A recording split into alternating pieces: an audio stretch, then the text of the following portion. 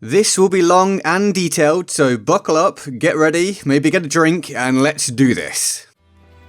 Ladies and gentlemen, welcome to the video. I'm Get Good Guy, and the new hot trend currently is to talk about how YouTubers are killing Battlefield 5. I'm seeing the videos, I'm seeing the discussion, I'm receiving the comments, and of course a small part of the blame. And so I want to respond, obviously, and I want to present my viewpoint as I feel like it covers details in a fashion that I haven't yet seen others do. I want to go deeper into this, be logical, and kind of rally against this outrage culture. So if you decide you want to dislike this video, then of course you can, be that guy. It really won't bother me on this occasion. I understand sometimes we have different opinions and that's okay. Now some people are going to view this issue as whichever creator gets the most views or the best like ratio wins. But it's not really about that. It's not a competition. And that's some of the simplistic thinking that is plaguing the actual issue we're going to talk about today. Opinions are subjective and there are many external factors. As mentioned, some of you won't agree with everything I say today and that's fine. It's important to listen to other viewpoints so we can get a better understanding of the entire issue. Now I'm not specifically bashing other content creators bringing this up.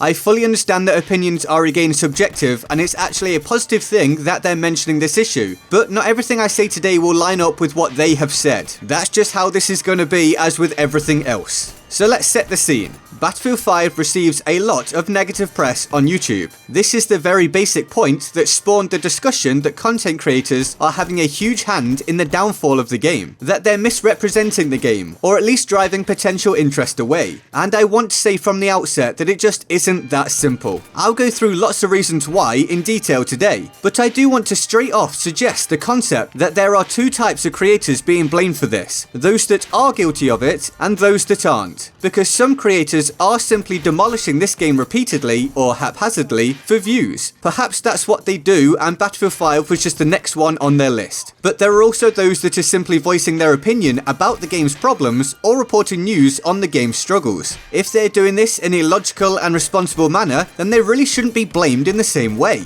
And yet they currently seemingly are by many. And the conversation so far prior to me making this video has inadvertently bred this to some degree. I don't think that anyone that's made a video on it intended for that, but it could do with being corrected. I certainly don't take any joy from Battlefield 5 struggles. Anyone that knows my history is aware that this is what my channel has been built on, and I've played a lot in the past 2 or 3 years. I thoroughly enjoy Battlefield 5 as well. I absolutely do think that the unfair vendetta against the game needs to end. But it's important to note that what I deem to be the unfair vendetta isn't the same as just criticism. It isn't the same as not being satisfied with the product and factors of that nature. And the vendetta stems from just a certain section of content creators. Don't get caught up in the moment and start branding anyone with anything negative to say as being part of the problem. That's just wholly simplistic and ill-considered. I'll give you an example, and it is just one example of many. Yesterday, I personally produced a video about people lying down at the edge of the map for the whole game without helping the team, and how you can draw yourself out of that mindset and develop yourself to be more versatile. It was part humorous and part tips and tricks, as I like to try to make my content a little different to what you can get elsewhere. And I received a comment that basically told me to stop complaining or providing a negative outlook, which confused me. When I pressed the guy on it, he said that my coverage could convince some people that this is a huge problem and stop them from buying the game. And this is the issue that we're breeding, where people are branding anything that they perceive as potentially being even slightly negative, even if they're wrong, as being part of the vendetta against the game. This is entirely flawed. When content creators can't make jokes, can't give tips to improve, can't simply talk about the game for fear of someone getting the wrong idea and not wanting to buy the game, then content creation is dead for that product. Now I don't think that this commenter meant any harm, and I'm sure they thought they were right. I'm sure they felt like they were doing the best thing for the game. But this is what we need to avoid. We need to not get caught up in the moment. Just like it's not a good idea to be swept along by the overly negative coverage of the game. You need to not get swept along by the counter message in an overly simplistic way. Things aren't black and white. Please don't just listen to what someone says in a video, take it to heart and apply it to everything without any consideration on your own part. And that applies to this video too. Analyze, consider and form your own deductions. Let's not tarnish everything with the same brush. In fact, I made a video about liking Battlefield 5 just to try to balance things a little after I'd done a few critical videos. I don't now want to shoehorn that sentiment into every video just so people know I do like the game. game. Just so people know that when I criticize it, I don't hate it. Just so people don't jump to false conclusions anytime I talk about something they may interpret as perhaps being even slightly negative. I'm not going to do that, and I'm sure many others aren't either, nor should they have to. But let's now talk about where this all began. The game itself. Battlefield 5 has many flaws. Battlefield 5 has not sold as well as hoped. Battlefield 5 has been a PR nightmare. Keep in mind, I'm not saying the game is bad. I stated before, I really like it. But those are facts, and they cannot be ignored. If they weren't the case, we wouldn't even be having this discussion. There's also a definite difference about being vocal about problems and just trying to crush the game. If the game has lots of issues, then there's lots of content to make on it. That may look like someone is being negative, but really, it's not the individual's fault that that's the news to cover, or the message they want to put out in order to call for change and improvements. Also consider that content creators often want to and should be honest. This goes both ways. Those just aiming to pick up views by bashing the game over and over and over without any decent new information perhaps aren't being entirely honest. Or they are being honest and that's their opinion, but their ethics or morals are questionable as they're likely just view hungry, hence why they keep making those videos without much change happening. Then on the other side, some creators cover Battlefield as a major part of their content. If they're going to be honest about Battlefield 5, then there may well be a fair amount of negative coverage from them due to the amount of bugs and bad PR. Let me ask you, even those of you who now don't want to see negative coverage of the game, how would you feel about a content creator if you found out that they weren't being honest in their content because they wanted to shield the game from criticism? Is that any better than bashing the game for views? Surely the premise we want is logic and honesty in the provided content. A middle ground where analysis is provided in a reasonable manner, but also where opinions can be voiced. We don't have to brand people simply as shills or haters. I can say from experience that I get labelled as both, which clearly makes no sense. Oh, and I also just want to tack on to that. Obviously people don't have to be satisfied with a product that they feel is subpar. People can choose to support the game, but a lot of creators don't owe the game allegiance. They don't owe the game their support regardless of any external factors. Just like the game doesn't necessarily owe them anything. The devs, for example, can form relationships with the creators and vice versa. And overall, any loyalty is down to a personal decision. And I support that kind of sentiment, by the way. It's good to build bridges and form relationships and friendships. It's good to want a game you enjoy to do well and that kind of stuff. But this doesn't mean an individual has to ignore how they feel about any specific issues. It doesn't mean they can't cover the topics that they feel they should in their content. Now, I want to move on from that point. Something that's being mentioned a lot is the style of content that's being produced around the game. That a lot of the fun has gone and it's all become a bit cold. Well, generally people are going to produce content that people want to watch. The content depends on the landscape. For example, if people aren't as interested in seeing montages, then creators probably won't create many montages. If people aren't that interested in seeing trolling anymore, then creators likely won't produce trolling content. It's systemic, it's reactionary. It's not necessarily an undeniable sign of creators wanting the game to fail, of not wanting to provide a positive outlook, or of them just not having fun in the game anymore. It just comes down to trends and being realistic about the surrounding situation. If you're a creator and you want to see more fun around the game, then feel free to start producing that if you haven't been already. It's not anyone else's responsibility. And I know that's not the message that certain creators have been trying to put across, of course. I'm just providing the counter argument and a message of clarification. Plus, it's not entirely true anyway.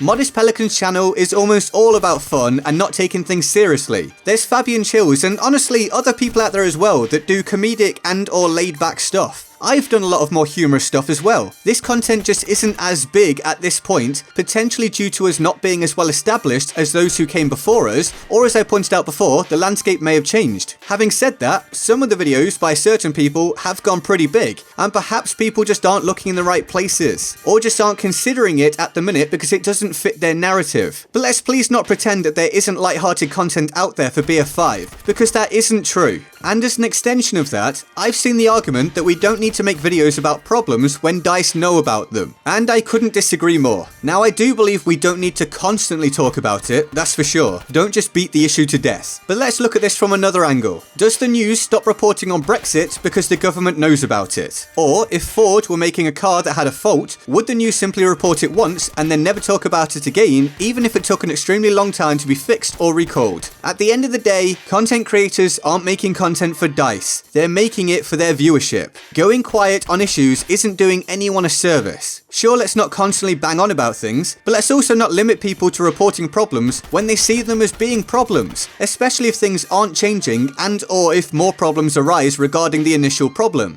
Another part of the discussion is the prevalence of content criticizing rather than praising or stating what does work in the game. Well, honestly, and this isn't just for Battlefield, it's for games in general, people aren't likely to make videos that just state that the game works. It's supposed to work. So the idea that the public are getting the wrong impression due to videos that point out the flaws of the game, well, unfortunately, that's just a reality we live in. If the game was getting incredible reviews, then that would spread. But as it has issues, that's what's being reported and that's what's spreading. I don't like that, but that's the truth. There are good things about this game, of course. I do think it's playable. I do personally really enjoy it, and I think it can end up being an awesome product. But that essentially doesn't matter in the grand scheme of things right now. I'm somewhat in the minority in terms of just how much I enjoy the game. I've made my video saying this. I've had my extremely small impact, and then the overarching theme of negativity took over again, and there's no real avoiding that. At this point, most dedicated Battlefield content creators are focusing upon gaining views almost entirely from existing Battlefield 5 players. That may change at some point, possibly with the release of the Battle Royale mode, but right now, that's where we are. And that's purely because of the situation the game finds itself in. Onwards though, next up is the type of coverage that the game has been receiving. There's an argument that reporting sales figures, stock prices, and the like is unhelpful and unnecessary. Well, if it's being done in the manner that I've already criticised, then yes. But again, we can't brand everyone as being that way. And we have to remember that although there's a lot of that coverage, each individual who does that isn't responsible for all of the other videos that other people have made. People will share information. A news article brings information to the masses. Well, sometimes it's not so different for content creators. Some people get their information on a given topic from content creators. So why wouldn't they talk about review scores, about sales figures, and the like? It's not that that's the problem in my eyes. It comes down to how and why you present the information. So yes, I do condemn those that portray things in the most negative light possible simply because they think it will make their own product attractive. That is sabotaging the game. But those who level-headedly present the information, I have no problem with. At the end of the day, they're only able to present the information regarding sales numbers, stock prices, etc. because they're true. It's the stuff that then gets tacked onto that that's up for debate. And we're nearly there now. Congrats if you got this far. Make sure to leave a comment that says beans on toast if you've got to this point. I want to close out by addressing the concept that the game should be given a break because it's not in as bad a state as another title at launch, whether that be Battlefield 4, Fallout 76, or whatever else. Battlefield 5 not being as broken as another title is irrelevant. Times change, people change, expectations change, and regardless, if I got a burger with 2 hairs in it, I wouldn't lose the right to complain about it purely because my friend once had one with 3 hairs in it. Games aren't different to other products in that regard.